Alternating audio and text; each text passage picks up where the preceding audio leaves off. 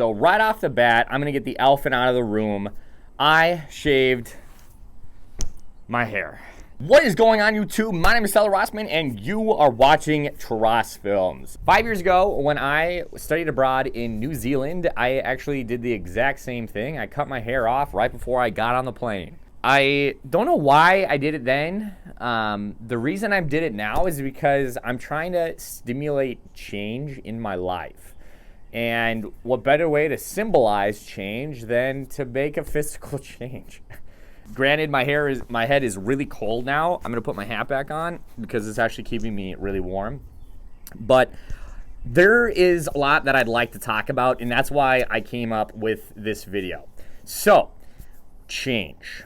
There's been a significant amount of change going on in the world right now. Obviously, with this pandemic getting exponentially worse day by day, there's been a lot of crazy stuff going on.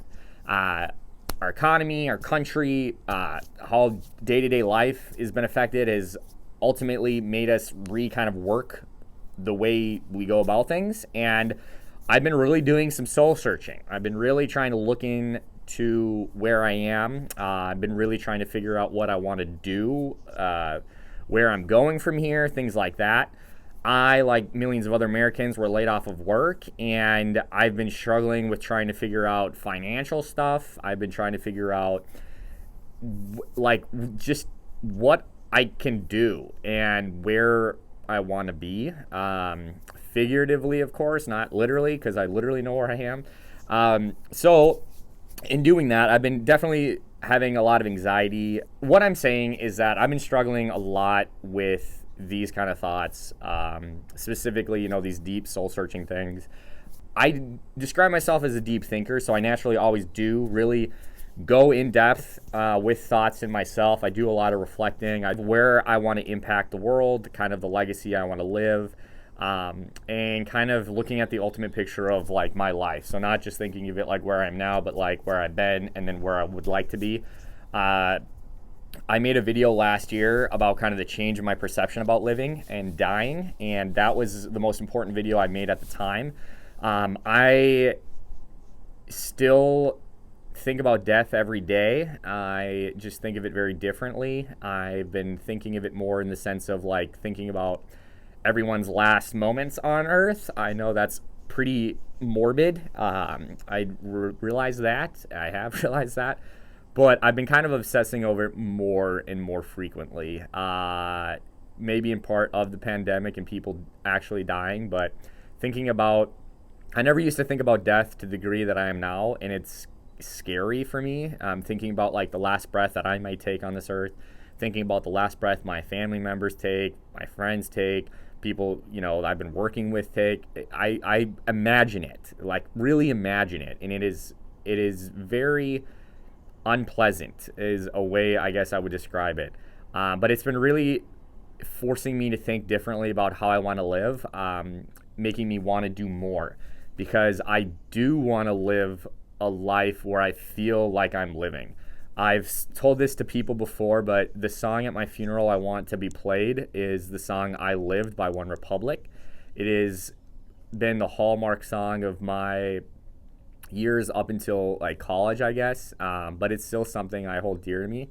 And in thinking about death, I've been really trying to figure out ways I can still live, even being secluded at home, being quarantined, and just kind of stuck without being able to work, and all the uncertainty that is well, what's going to happen from here? I have no idea, just like millions of other people around the world.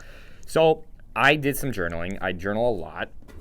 I have many journals. This is a journal that I had that I wanted to go into something that I find to be, that I actually felt very powerful for me. I asked myself two questions. The first question I asked myself was, what do I like?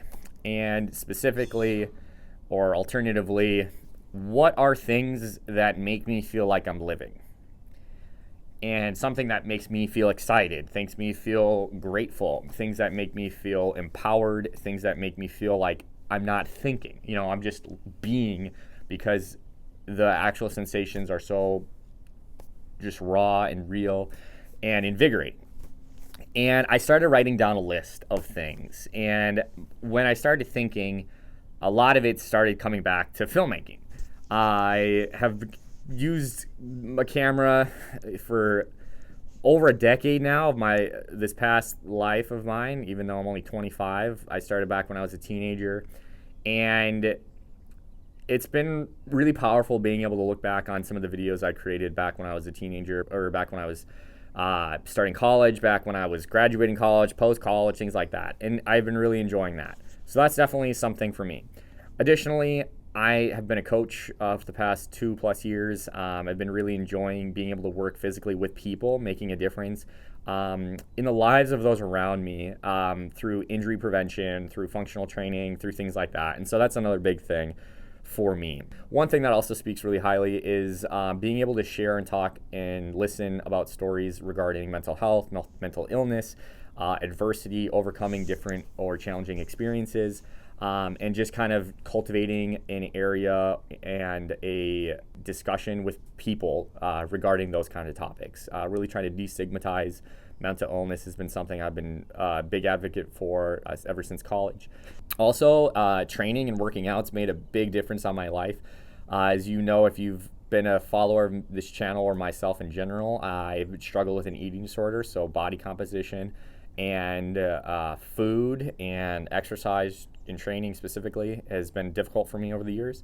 So developing a CrossFit foundation for training for myself has been very big. Being able to do functional movements makes me think more about performance and longevity rather than muscles and trying to look swole, so to speak. And that's been a big part of my mental health and for making me feel more confident in myself, because I have in not thinking about trying to grow muscle, I've grown 30 pounds of muscle, or well, body fat too, but I've gained 30 pounds since I stopped worrying about muscle.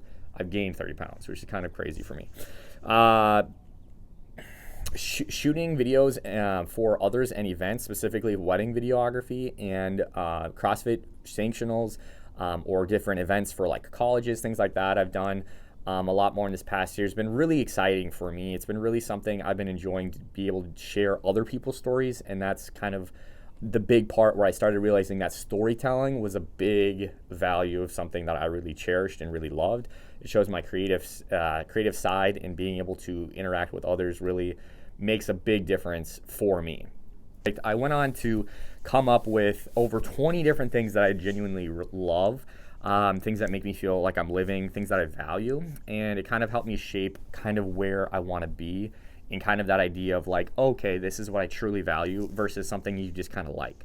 The second question that I asked myself is, what do I not like?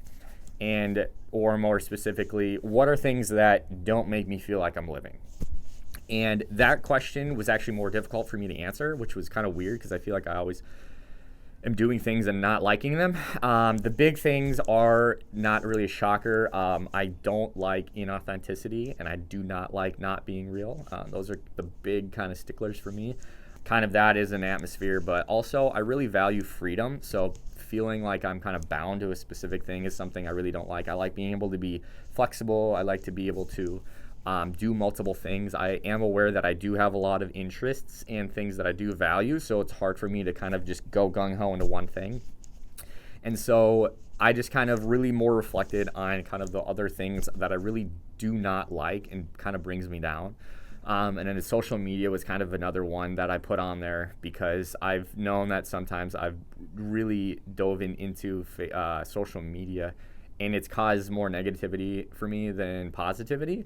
There have been flip sides where I have had a lot of positive interactions and engagements, and it's kind of a weird balance where sometimes I feel it's more than others. Usually it's resolving around my intentions of why I'm using it, whether I'm using it as a coping mechanism or a distracting mechanism versus something I'm actually trying to interact with people positively. So that's just like a brief kind of synopsis of that, and I only bring that about because I'm at a point, again, where I'm trying to figure out what I want to do. And so this ultimately brings me to the last kind of big portion that I wanted to share with you today, is that in trying to figure out and kind of think about these things I value and things that I really like and things that I don't like and things that make me feel like I'm living versus not living, I want to do more. I want to create more. And so I ultimately will be making more videos for myself because that's something I ultimately just like. And I know that when I'm 30 and when I'm 40 and et cetera, hopefully, living till I'm old, I can look back on these videos and have something to really be like, wow, that was my life. And I really want to capture that. So I'm definitely going to continue to pursue more time into taking videos and producing content for just myself, just for the sheer reason of me and documenting that. So that's another big thing. But the other big thing I want to announce to you is that as a trainer, as a coach, I produced a 2-week program for individuals and families to do together as we're all in quarantine. I know that a lot of people can go online and find at-home workouts you can do, but I know that some people, specifically family members and friends that I've kind of talked to a little bit, kind of struggle with like piecing them together. So I actually created a 2-week program, which is entirely free. I first used it with just my mother, and then from there I kind of had some friends and some other family members try it. And I wanted to just share it with you. So if you wanted a little bit more structure, it's 6 workouts over the course of 2 weeks, and you just repeat it. That's why it's called a 2-week repeat workout. It's kind of cool. I am very proud of it because I made videos with Nick Lentz, who's a really awesome dude and an awesome friend. And I put a lot of work into it, and I'm proud of it. So it's completely free. I made a website. You can go look at it. It's fitnesswithtross.com, and you can download it there. I'll link it in the description below too if you want. Otherwise, you don't have to. The last portion of this is that I want your help. One thing I've been wanting to do for a while is create a podcast. Some people know this, and I've been really struggling with where to go specifically into it. But I do know that I want to share those experiences of those around me. My mother came up with a kind of phrase called grit and grace. Having grit, so toughness, unyielding courage, tenacity, persistence in for passions, just like wholeheartedly going into things and showing that internal strength is something that we all experience and we all have inside us if you go through anything challenging in life, which we all do. And then grace. So grace through God, grace through faith, grace through yourself and for those around you. And those are 2 things that my mom values, things that my mom's kind of taught me in my life. And I'm not going to use that as the podcast name, so just to get you off that. But I wanted to share stories of other people. So you watching right now, I want to share stories of either grit or grace, something where it's a challenging experience you've gone through, whether it's a mental illness, whether it's an addiction, whether it's struggling during a specific time of your life, or if it's something like anything that you can come, you went through something really challenging, something really hard, and you came out on the other side. I'd love to hear that story. I'd love to share it with those around you too, and it can be anonymous or not. So I am trying to work on the structure of it right now. I just kind of want to share each other's stories, and I think the best way to do it is kind of just written. So if you want to write out, a general story, it could be like a paragraph, it could be 5 paragraphs, 10 paragraphs, however long you really want. I'd love to read them and just kind of with your, obviously with your permission, I'd love to share it with just the greater community of us, because I know that we could all use a lot of encouragement and a lot of support and love. And I think this is a big way where we could kind of come together and also just really show the positivity of getting through a challenge. Because when we get through something tough in life, we grow stronger, both mentally, emotionally, physically, spiritually, all sorts of realms of our being, we grow.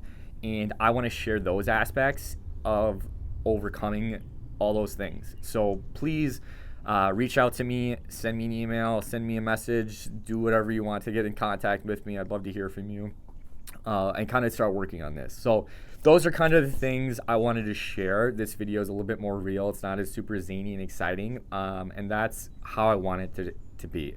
So I'm currently 25 years old, trying to make changes in my life, and these are the things that I know will make me feel like I'm living and make me feel empowered. So as always, my name is Tyler Rossmann. Thank you so much for taking the time out of your day to watch. It really does mean a lot. I do appreciate it. And peace out from the red chair. More videos will be to come. Ciao! Boom.